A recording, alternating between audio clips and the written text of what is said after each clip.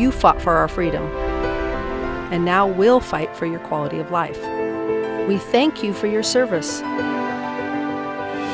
You've made enough sacrifices. We won't let your hearing be another. We are Audiology Associates.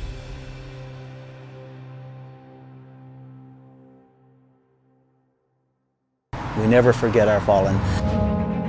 I'm Bill Reynolds. I'm Director of Veterans Affairs. I write stories of our local veterans. I interview them, collect their photographs. I knew that my efforts here were never in vain. And now we're shifting gears to do a video series so that you can meet these veterans up close and personal. Some shrapnel came into my lower left leg. It fractured my fibula in 7 places. Please join me in honoring these great Americans. Ask not what your country can do for you. Ask what you can do for your country.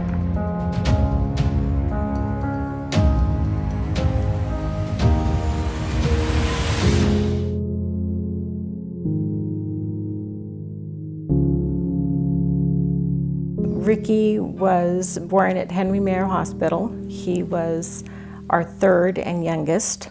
From the time he could talk, we used to kid that he should be a lawyer because he loved to argue just for the sake of arguing. Had a huge heart. He was very charming, very likable, a lot of charisma. He was a very smart young man. A light-hearted boy whose cunning nature would often get him into trouble.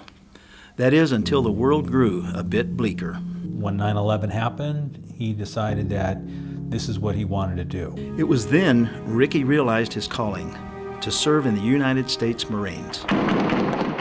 Right after graduation of 12th grade, in August of that year, he was on his way to boot camp. It was here that Ricky became disciplined. He became a soldier.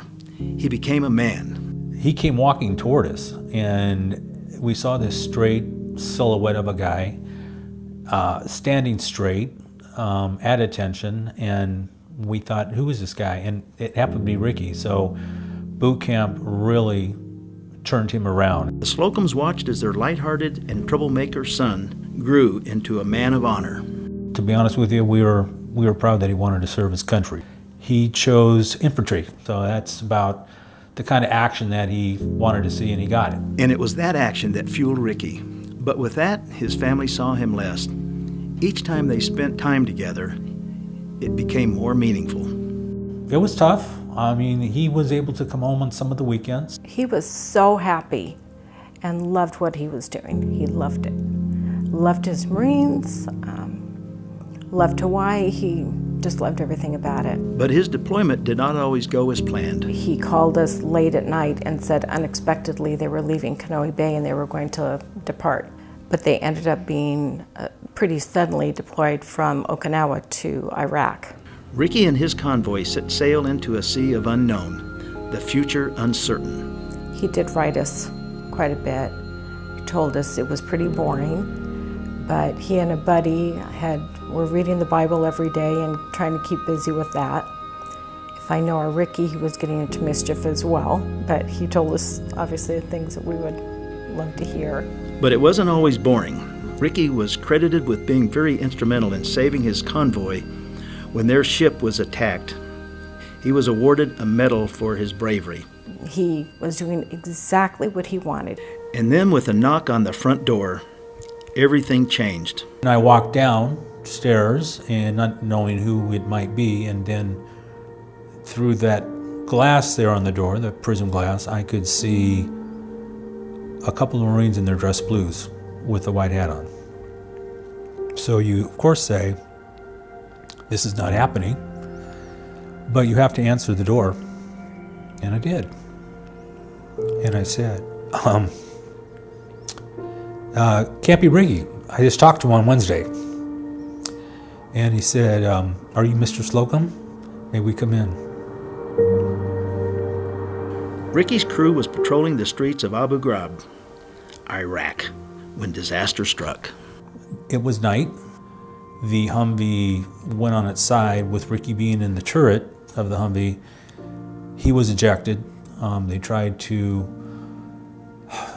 save him, of course. He was crushed, his internal organs were crushed by the 50 cal when the Humvee flipped over and he was ejected. His family returned to Hawaii and spoke to the members of his squad. It was a conversation that I'm glad we had. You know, I hope that Brent brought closure to those guys, especially the driver too. Though nothing could bring back their son, the Slocums felt the community's support for Gold Star families like themselves. His service was huge. There must have been 800 people there, and it just we just realized how many people or how many lives he touched. The Slocums feared their son's name would be forgotten. Little did they know the community never would. This is a very patriotic city, and they've done so much to keep our boys' memories going. Ricky's name is forever engraved in Veterans Plaza in Newhall and in the hearts of the thousands of citizens here.